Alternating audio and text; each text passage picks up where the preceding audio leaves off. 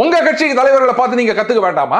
நீங்க திமுக தொண்டர்கள் மாதிரி இருக்க வேண்டாம், பாஜக தலைவர்கள் மாதிரி இருக்கணுமா வேணாமா? பாஜக உறுப்பினர்கள் பாஜக காரங்க மாதிரி தானே இருக்கணும். அதை ஒத்துக்கிறீங்களா நீங்க?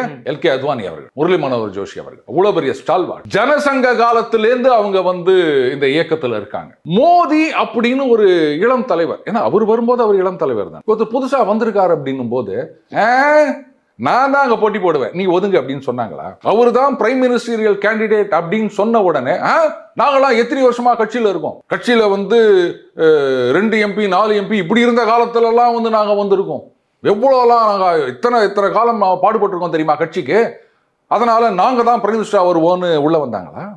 இல்ல இளைஞர்களுக்கு வாய்ப்பு கொடுக்காம நாங்க நிக்கிறோம் அவங்கள ஒதுக்கு அப்படின்னு சொன்னாங்களா?